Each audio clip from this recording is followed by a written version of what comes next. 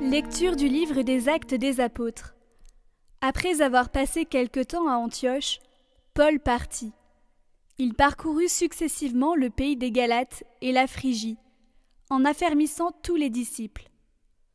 Or, un Juif nommé Apollos, originaire d'Alexandrie, venait d'arriver à Éphèse.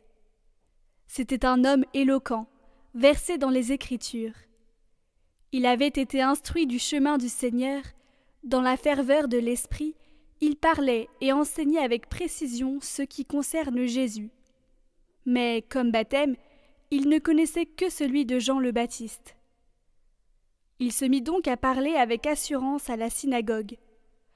Quand Priscille et Aquila l'entendirent, ils le prirent à part et lui exposèrent avec plus de précision le chemin de Dieu. Comme Apollos voulait se rendre en Grèce, les frères l'y encouragèrent et écrivirent aux disciples de lui faire bon accueil. Quand il fut arrivé, il rendit de grands services à ceux qui étaient devenus croyants par la grâce de Dieu. En effet, avec vigueur, il réfutait publiquement les Juifs, en démontrant par les Écritures que le Christ, c'est Jésus.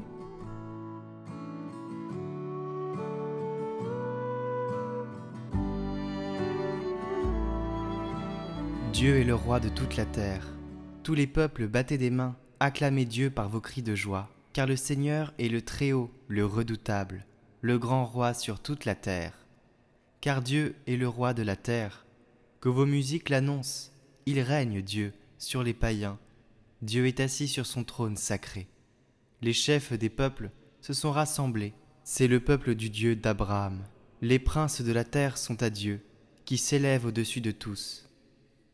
Dieu est le roi de toute la terre.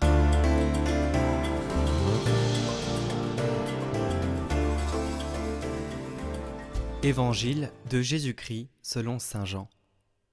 En ce temps-là, Jésus disait à ses disciples : « Amen, amen, je vous le dis. Ce que vous demanderez au Père en mon nom, il vous le donnera. Jusqu'à présent, vous n'avez rien demandé en mon nom. Demandez et vous recevrez. Ainsi votre joie sera parfaite. » En disant cela, je vous ai parlé en images. L'heure vient où je vous parlerai sans images, et vous annoncerai ouvertement ce qui concerne le Père. Ce jour-là, vous demanderez en mon nom. Or, je ne vous dis pas que moi, je prierai le Père pour vous, car le Père lui-même vous aime, parce que vous m'avez aimé, et vous avez cru que c'est de Dieu que je suis sorti. Je suis sorti du Père, et je suis venu dans le monde. Maintenant, je quitte le monde, et je pars vers le Père. Demandez aux petits enfants de prier beaucoup pour la France.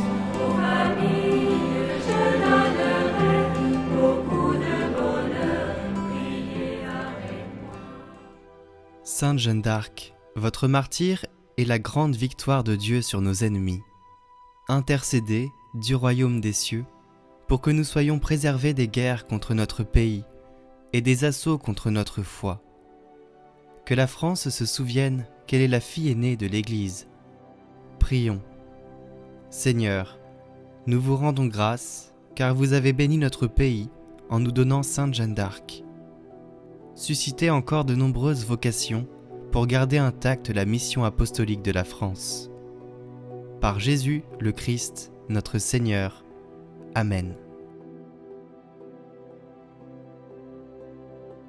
Sainte Jeanne d'Arc, écoutez favorablement nos prières. Depuis 6 siècles, vous n'avez cessé d'obtenir de Dieu des bienfaits pour la France et ses enfants. Aujourd'hui, dans la situation douloureuse que traverse le monde et notre pays, nous nous tournons vers vous pour en appeler à votre puissante intercession. Jeanne d'Arc, avec celui que vous appeliez Messire Dieu, regardez ceux qui désespèrent, les malades et les mourants, pour qu'ils trouvent secours et réconfort. Donnez une grande force à tous les soignants. Posez votre regard généreux sur les pauvres et les plus vulnérables pour les protéger. Soutenez les femmes et les hommes qui ont la lourde tâche de gérer les affaires de la France. Jeanne d'Arc, la jeune fille énergique à l'écoute de la volonté du Seigneur, aidez-nous à grandir en sainteté et à construire notre avenir durablement, à devenir de vrais disciples missionnaires, enracinés dans la prière, fraternels avec tous, serviteurs audacieux de la bonne nouvelle de Jésus.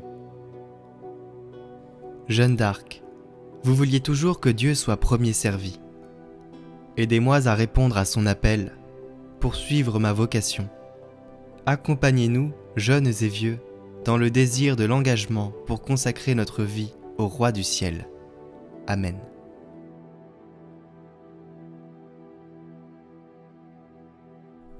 Jeanne, vous rendez visite au dauphin de France. Vous lui révélez qu'il est le véritable héritier de France et fils de roi, qu'il sera couronné à Reims et que vous êtes venu pour l'aider à accomplir ce désir du ciel. Vous livrez ensuite de nombreuses batailles contre les Anglais et vous en sortez toujours victorieuse. Vous livrez également bataille au péché dans son propre camp et vous demandez à vos soldats de retrouver l'état de grâce.